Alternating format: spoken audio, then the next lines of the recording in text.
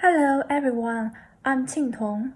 Today with Angelina and Toby, we'd like to talk about Corelli's lasting influential contribution to the soloistic nature of the violin during the 17th and 18th century. The 17th century is an important period in the history of the violin. In the Baroque period, instrumental music gradually received the attention of the court and the church, and vigorous development, and the progress in the manufacture of musical instruments, especially the violin-making process, allowed the violin to show a new artistic expression. The violin is also revered by opera composers for being most like the human voice. One of the biggest reasons for the gradual transformation of the violin from a lowly dance instrument to an important and expressive solo instrument is that many violinists have played a role as important figures in the creation.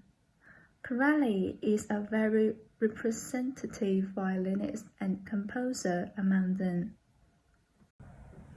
Corelli was the first composer to achieve fame for his entirely instrumental compositions. He wrote a total of 6 works, mainly sonatas and concertos, which set the precedent for an important musical genre of his time and largely determined the violin's status as an important solo instrument. We will talk about how Corelli embodies the soloistic nature of the violin in his work. Corelli's trio sonatas, one of the most dominant genres of European chamber music of the 17th and 18th centuries, were usually performed with 2 violins and a bass instrument. In order to allow the higher violins to express the melodic nature of the piece as much as possible, the composer deliberately limits the difficulty and the range of the violins, shifting to no more than the 3rd position. A note on the G string rarely appears on the melodic part, as we can see in the score. The 2 violins are very similar in their stylistic treatment, but the melodic lines are interlaced. This practice has enhanced the role of the violin part. The Sonata for Solo Violin Op. 5 is his most outstanding work, in which he beautifully brings out the beautiful qualities of the violin. Let's listen to a short video of the first piece.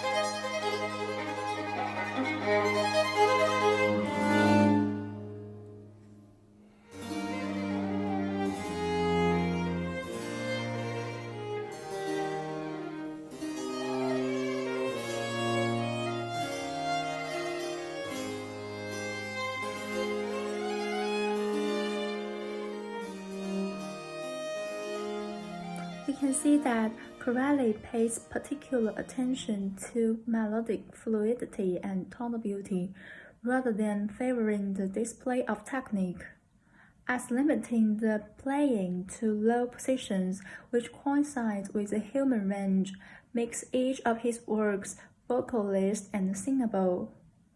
An interesting point is that we can also see in the score. In the sonata, improvised grace notes is often added to decorate the melody, make it more free and beautiful. A concerto grosso is a concerto for multiple soloists. The form started in the late 1600s and is predated by the trio and chamber sonatas. Corelli wrote the Opus 6 Concerto Grossi in 1714. Here is a short clip of the allegro from the first concerto.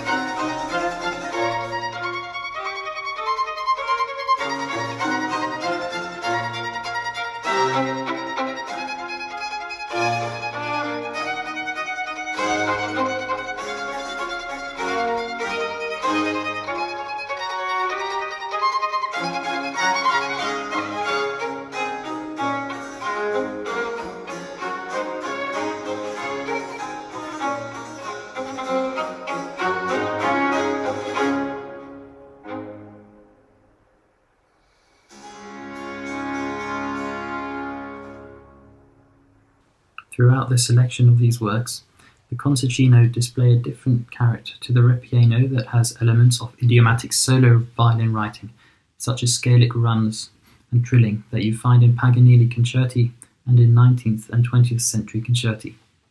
It is hard to find many Roman models that could have inspired Corelli to write the concerti. Only works by Stradella can be found as potential inspiration, particularly an instrumental work called Symphonia, which is possibly the earliest work with a concerto grosso form ever written. In the video we can hear fast sequential passages from the violins. Despite similarities in form, we can hear that Symphonia predates Corelli's concerto grossi due to its strict adherence to the polychoral style of the mid-17th century and virtual lack of so-called virtuosic solo violin lines that I mentioned before. This sort of virtuosic violin playing can also be found in the Trio Sonata Opus 5, as well as Vivaldi's 12 sonatas, for example in the second movement of number 8, the Courante and the Allegro. In spite of Corelli's limited output, his impact upon the world of classical music was huge. It is known that Handel, Vivaldi, Gimignani and J.S. Bach studied the works of Corelli to analyse their structure and florid melodic writing. Both Gimignani and Vivaldi were students of Corelli. Leading on from this, it is now important to consider that Corelli was recognised to be the founder of modern violin technique by many of his contemporaries and later generations of violinists.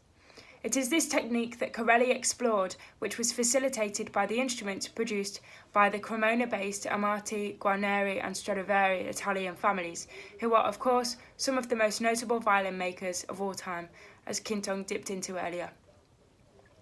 As the iconography shows in the drawing, Corelli's posture on violin and bow hold do not appear too dissimilar to those we see today. Differences with bow shape are very apparent from the drawing, which I will discuss momentarily, as well as the lower positions of the violin inclined towards the chest as opposed to the chin. We can draw from this understanding that Corelli was prominent in establishing modern violin technique, that from here the growth of soloistic nature of the violin itself has become more apparent. Notably, in 1751, Gimignani, as I mentioned earlier, was a student of Corelli's and wrote a treatise documenting the ideal violin technique, titled The Art of Playing on the Violin. Investigating this, Gimignani highlights in his treatise the importance of knowing the geometry of the fingerboard to be imperative. It is assumed that this kind of technique would have been reinforced or introduced somewhat by his teacher, Corelli, for him to conclude these technical feats. As well as this, Gimignani commented upon mapping tones and semitones, the correct way to grip the violin and the correct hand positions, as well as tone production, which we may also assume had been enforced by his skilled professor. It is probable that Gimignani's bow was not too dissimilar from the Corelli bow as shown in the image. This bow was slightly shorter and more convex than today's modern bows, but they met the needs of the compositional output of the time. During the 17th and 18th centuries, with Corelli's exploration of the more lyrical and soloistic nature of the violin, the new Corelli bow was needed to meet his technical demands, hence the progression from the 1680 model we also see in the image. This is just a short introduction to the phenomenal output and lasting influence Corelli's work and artistry has carried from the 17th and 18th centuries up until modern-day violin performance and composition, particularly upon the soloistic nature of the violin. Having identified with Kintung and Toby some of Corelli's more influential compositional output and violin technique, it is obvious that Corelli's influence is lasting and has proven to remain a huge contribution to the classical world.